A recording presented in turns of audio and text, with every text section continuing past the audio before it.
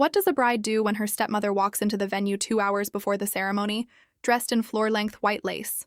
I was in the bridal suite getting my makeup finished when my maid of honor Priya closed the door behind her and said, "I need to tell you something, and I need you to stay in the chair." I said, "Okay." She said, "Your stepmother is here. She's wearing white." I stood up after 4 seconds. Priya said, "Wait." I said, "I'm not waiting." Sandra had been my father's wife for 6 years. 17 years younger than him, 11 older than me. She'd never been cruel exactly. She operated entirely in implication, the slightly left-handed compliment. Concern dressed as a question, a smile that arrived half a second too late to be genuine. 6 years of that register, and I'd nearly gotten used to being tired of it. The dress was not a mistake. Sandra was 41. She'd worn white to her own wedding 6 years earlier. She understood the convention every single step of the way, choosing the gown, putting it on, driving to the venue, walking through the door at 11:40 a.m. in floor-length lace, 2 hours before my ceremony. I came around the corner and found her standing with my father, who hadn't even looked up from his phone yet, and 2 friends dressed appropriately in the jewel tones our invitation had specified. My father finally looked up. He saw my face. He looked at Sandra. He looked back at me. I walked directly to her and said I needed her to go home and change, and if she could return before 12:30 in something appropriate, she was welcome to stay. She said it was ivory. I said, "You're wearing white to my wedding." She looked at my father.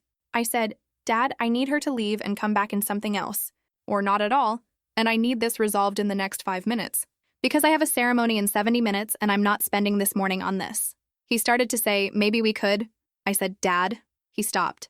He looked at Sandra and said, "Honey, maybe you should go home and change." She said she hadn't brought anything else. I told her then she needed to leave the property and someone would let her know about the reception. She said, "I'm his wife." I said, "I know. And this is my wedding, and you came in a white floor-length gown, and I'm asking you to leave." She looked at my father one final time. He said what she said. Sandra, the most direct I'd heard him be with her in 6 years. She picked up her purse and walked out with her friends following. My father put his hand on my arm and asked if I was okay. I said I'd be okay after the ceremony. He said he was sorry. I said I knew and told him to go sit down. I went back upstairs, sat in the makeup chair, and Priya picked up her foundation brush without saying a single word. I loved her completely for that. To understand how we got to that foyer, you have to understand the 6 years before it. My parents divorced when I was 11. Sandra arrived 3 years after that and married my father 2 years later, when I was 22 and finishing college. I welcomed her the way a functional adult does. But over 6 years, she made the space she occupied feel slightly larger than it naturally was, rearranging things in my childhood home, referencing my mother in careful half-criticisms, framing opinions about my life as innocent questions. 1,000 small acts of territorial warmth accumulating into something heavier. I'd brought softer versions of this up to my father twice across 6 years. Both times he listened, said he understood, told me he'd talk to Sandra. Nothing changed. I decided peace was more sustainable than escalation, and I lived inside that peace. During our 14-month engagement, the pattern intensified. Opinions about the venue framed as questions. Concerns about the menu, the color palette, the seating chart, all delivered in a form that could never be directly addressed because nothing was ever directly stated. I navigated it with practiced patience, and then she put on a white gown and drove to my venue. The ceremony went forward exactly as planned, despite everything. 200 guests in the jewel tones we'd specified.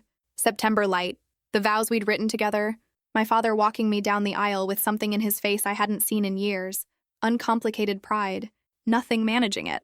Sandra texted my father that evening, saying she hoped he was happy with himself for ruining her day. He didn't respond. She texted me the next morning saying she was hurt and disappointed and thought we'd had a better relationship than what I'd shown her. I read it standing at the hotel window, put my phone face down, and went back to bed. My father found me during our first slow song. He stepped aside with me and said he'd been watching her operate for 6 years and had told himself it was manageable, that family required accommodation, that her way of being and mine could coexist with some navigation. He said the white dress had shown him he'd been managing the navigation on her behalf, not mine, and he hadn't understood the distinction until he heard me say in that foyer, "I'm not spending this morning on this." He said I'd been spending years on it, and he hadn't been present for the spending. My Aunt Renee called 2 days after we returned from our honeymoon in Greece. She told me she'd had a long conversation with my father the week after the wedding, that watching me handle the foyer had given him a kind of clarity he'd never had before. He'd told her he was going to talk to Sandra directly about the pattern and what needed to change. 2 weeks later, Tom and I had dinner with just my father, Sandra deliberately absent, something he'd arranged without making it a production. He told us he'd finally had the conversation with Sandra he should have had years earlier, that her approach to my life had been costing me something for 6 years that I'd been absorbing entirely alone, and that he had allowed it by treating it as a style difference instead of a pattern with a direction. He said he didn't know yet what would change going forward, but he was going to be watching more carefully, and he wanted me to hear it from him directly. I told him something I'd been sitting with since the morning after the wedding, that the white gown wasn't the first thing she'd done. It was the most visible thing, the most undeniable thing, but it was the culmination of 6 years of smaller things, and he needed to understand that so he didn't think this had started that morning. He admitted he knew more than he'd let on. He said the line he'd been waiting for had simply been in the wrong place all along, and the wedding showed him where it actually was. Sandra called 6 weeks after the wedding. Her voicemail said she'd been thinking and was sorry for any upset she might have caused. I listened to it twice. Any upset she might have caused, and stood in my kitchen thinking about floor-length white lace at 11:40 in the morning, and the enormous distance between those two things. I called her back the next day, after taking a full day to decide I wanted to. I told her directly that the dress had not been a misunderstanding, and I wasn't going to participate in a version of events where it was treated as one. I told her I wasn't calling to relitigate the wedding day or list 6 years of grievances. I was calling because my father and I had finally had a real conversation, and I wanted to find out if she and I were capable of the same thing. I asked her to tell me honestly what she'd been thinking when she chose that dress. After a long silence, she admitted she'd known it would be noticed, and thought it might create an opening to talk about things that had been hard to bring up otherwise. I asked if she'd dressed for my wedding in white as a conversation starter. She said that was reductive. I asked her to just tell me what it actually was. She said she'd felt invisible during the wedding planning. Peripheral, excluded from the dress selection, the venue walkthrough, the rehearsal dinner planning. I told her those were things that happen with a bride's immediate family and closest friends. She said she considered herself immediate family. I told her I'd considered her my father's wife, and included her in what felt appropriate to me. And it was possible our definitions of appropriate had never matched, and that was a conversation we could have had directly at any point in 14 months. Instead of a floor-length white gown at 11:40 in the morning, she was very quiet. Then she said simply, "You're right," no softening around it. She said she'd gone about it completely wrong, and that she thought she'd been going about a lot of things sideways for a while. I told her I'd like to see if we could go about things more directly from here. She said she'd try. I said I'd try too.